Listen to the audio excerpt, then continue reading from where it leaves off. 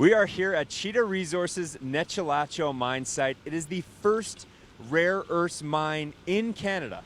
So we're going to go through why that's such a big deal, what it means for the NWT, and have something like this in our own backyard, learn what rare earth even is, and what makes this mine site different to all the other mine sites in the NWT. Lots to learn today. So let's see if we can find a few people and get some education. All right, we're here with Chase, and he's gonna walk us through the Tomra sorter, which is kind of the heart of the beast of this whole operation, right? Yep, it's the bread and butter of the operation. Okay, awesome. So walk us through how this works and why it's so important. Okay, it separates the quartz and all the material or the minerals from the ore, right? So we'll give you a walkthrough here. I gotta show off some belts here. So just to be clear, we've just shut the mine down essentially. Yeah, just the belts. Yeah. Over here, this is the percentage we're getting.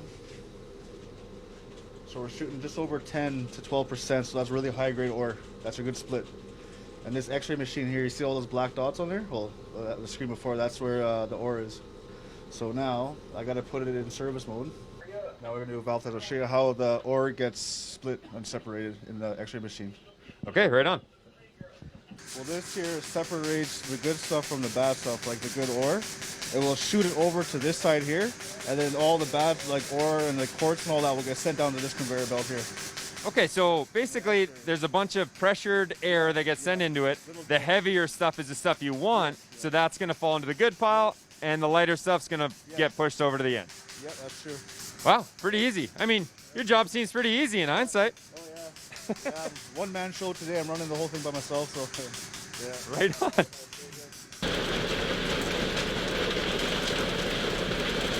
All right, Matthew, we're here at the sorter. We're just seeing some material come out of the conveyor, get sorted. Walk us through this bucket test you're going to take us through here. All right. So basically, as a visual check, we take a sample going through it, and we just manually separate the waste material from the ore. So, the mineral you were describing, was it bastosite? Did I get that right? Bastosite, yes. Okay, perfect. And is that the main thing you're looking for on this mine site? It is, yes. And what is that used for? That is then, we'll process it down. We'll actually get the rare earths out of that. This rock has rare earths in it. So in Saskatoon, we'll separate the rare earths and we'll produce a pure rare earth carbonate. That will then go out to other factories to be separated out into the different rare earth elements, and then it might go through a few more stages, but it ends up in fibre optics, cell phones, LCD screens, cars. All the new stuff.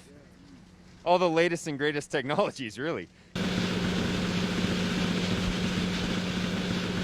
I'm here with Lawrence. Lawrence, can you tell us what you do here around camp?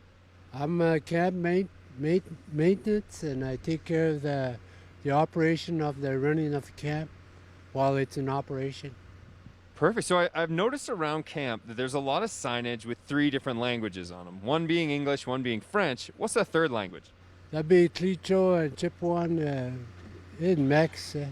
Okay, so starting to see a bit of a theme with indigenous culture being kind of represented here on site. How do you feel about that? That's pretty good, because this is within our First Nation land, and so it's good to have a little bit of Aboriginal signs up so that people can realize that we are on First Nation land. Yeah. This is your land. Does it kind of feel like it's your mine? Well, it's it's pretty well our mine, and well, it's for the people of the future, for our children, you know. Absolutely, that's cool. I mean, as far as representation goes here on site, it's got to be, what, 70-75% Aboriginal, Indigenous? The workers here, it's mostly First Nation, so it's a good deal, yeah. Yeah, that's awesome. Thanks a lot for talking to us, Lawrence. Okay, thank you. Thanks. Well, it's a toss-up of what's more important, the nice fancy sorter they have here, or Kelsey, the chef here on site, and well, the reviews are in, and they're pretty good. Kelsey, thanks for chatting to us. Walk us through how many people you have to cook for, and walk us through the process a little bit. Well, our day up here starts with our breakfast baker coming in at around 3:30 in the morning. We do breakfast and fresh baking every day. Breakfast served here for about 40 men every day at about 5:45.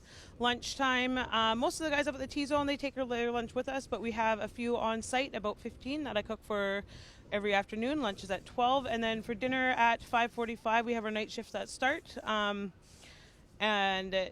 Yeah, every night we still have those same 40 people that come in, and they filter in between 5:45 and 7 p.m. and dinner's done. It's a long day, but it works. The real heart of the operation.